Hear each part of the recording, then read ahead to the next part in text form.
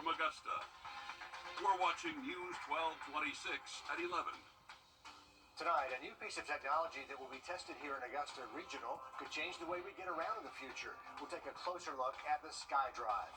But first, Sunday is St. Patrick's Day, and the bars are preparing for a big weekend. But unfortunately for them, the weekend will be cut short since bars are not allowed to be open on the actual holiday on Sunday. It's because of a law that only allows for Richmond County to choose one Sunday for bars to be open a year. That Sunday has already been used on Super Bowl Sunday. Audrey Dickerver spoke with businesses to see how they're still trying to make the most of the weekend.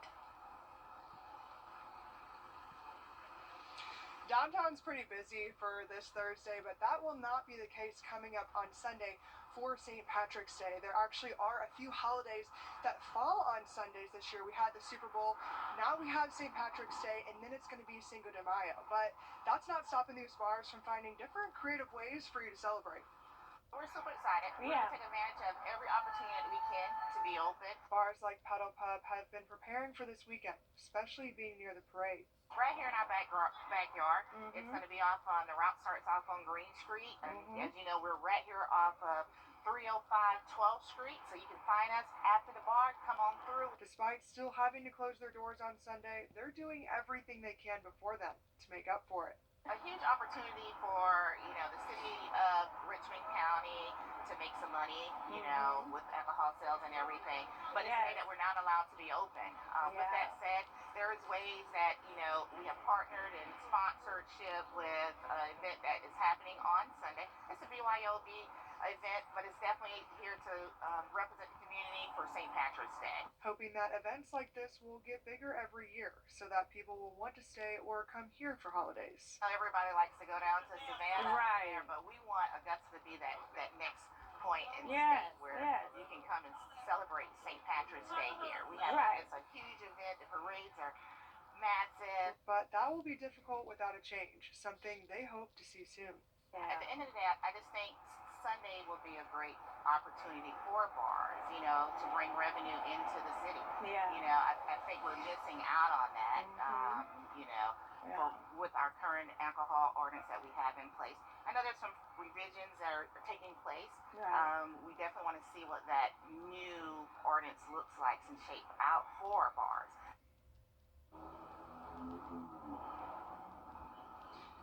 This change still is in the works after failing in Atlanta, but the goal is to pass it here locally. It'll be on the agenda and up for discussion here soon.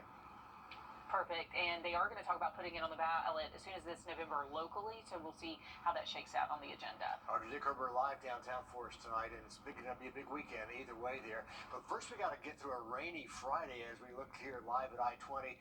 Possibility of some storms. New at 11, Richmond County deputies say at least one person is hurt after a crash tonight in downtown Augusta. This is some video of the scene when we got there. This was around 9 o'clock on Spelman Street, right by the dental college on AU's campus.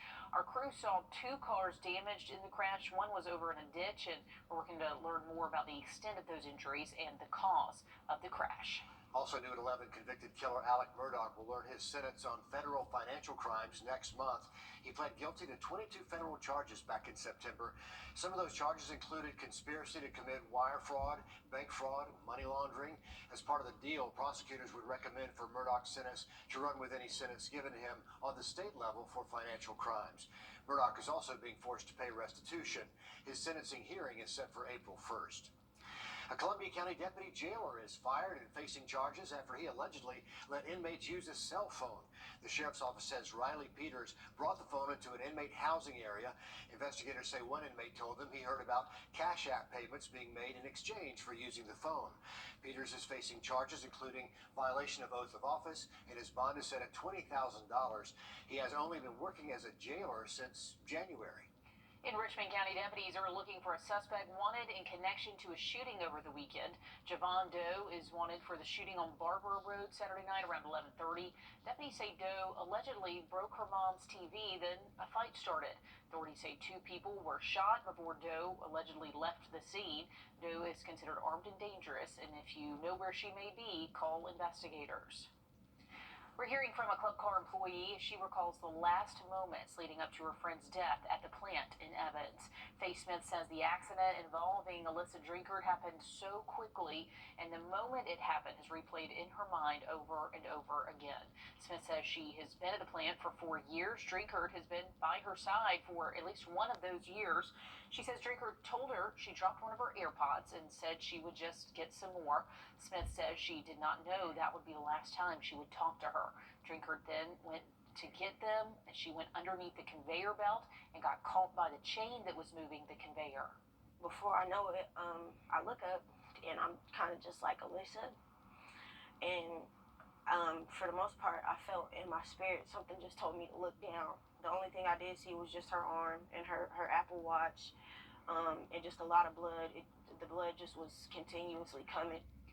Smith says the only thing she needed to do was press the red e-stop button, but she says the machine did not stop completely.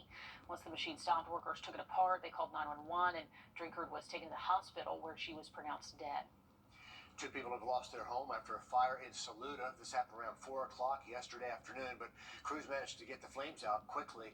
No one was injured. The Red Cross is now helping those 2 people who lived here, and the cause is under investigation. A former Evans High School teacher facing 5 years probation for inappropriately touching at least 2 students. Deputies say Gregory Brooks is not allowed to work as a stand-in for Santa, something he'd done in years before. Brooks is charged with felony sexual battery and cannot have contact with anyone under 18 or the victims or their families, and he cannot work as a Santa's helper for at least 5 years. It's another guilty verdict in a school shooting case where the parents of the shooter were the ones on trial. James Crumley is the father of a Michigan teenager who went on a shooting rampage at school. Andres Gutierrez has the story from Pontiac, Michigan. James Crumley shook his head as he listened to the verdict, guilty on 4 counts of involuntary manslaughter.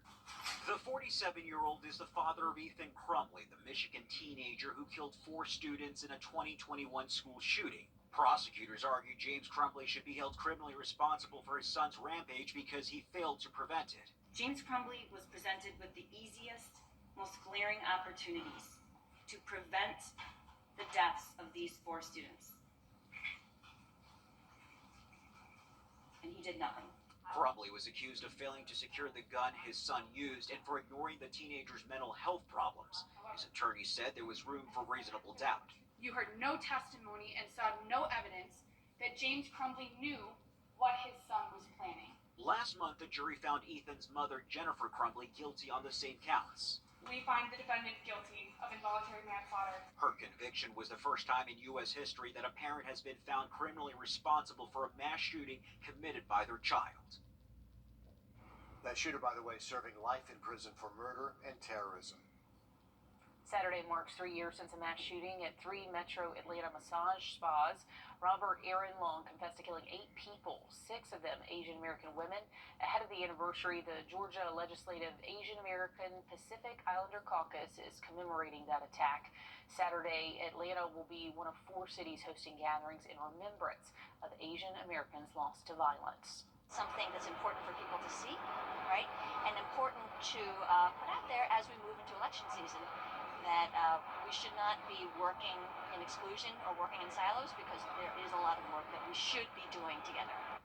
Long says he targeted places where he previously paid for sex and said race was not what motivated him to kill. Senator Raphael Warnock is pushing for a tax credit to help expand access in the housing market. This can help first-time homebuyers receive thousands of dollars in assistance.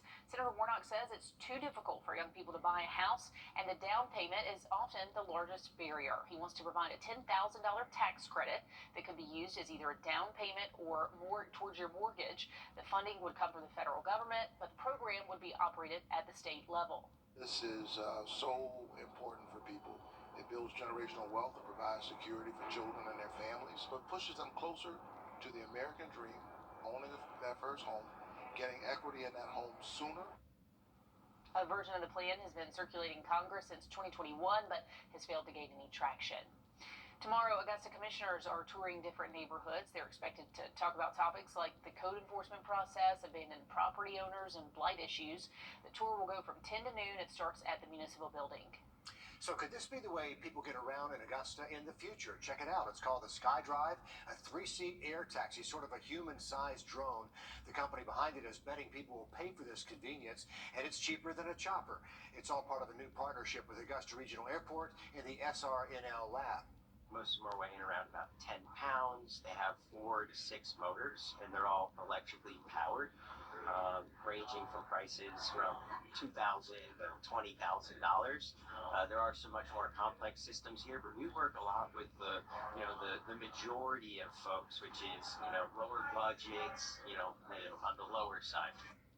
Augusta Regional will be a test center for this new technology as the FAA looks to integrate these new unmanned aircraft into our airspace. No word on when we might see those test flights begin here, but Augusta Regional is talking with 2 groups about possible testing opportunities. Big change for the Arts in the Heart of Augusta Festival this year. It's moving back to its original location, not on Broad Street, but over on Telfair Street. This is video from last year's event in the heart of downtown. Arts in the Heart will be in September. It will include Green Street, Telfair Street, the old medical college, the parade grounds over there, and more. More than 100,000 people are expected, with 150 artists, a global food village, children's activities. They say better music as well. Find out more at WRDW.com. Always a great time, and love seeing the green back in downtown, and we do have some warm temps that should bring back some more green across the area. Have to look at some rain tomorrow and also Sunday. Have that in the full forecast next. And also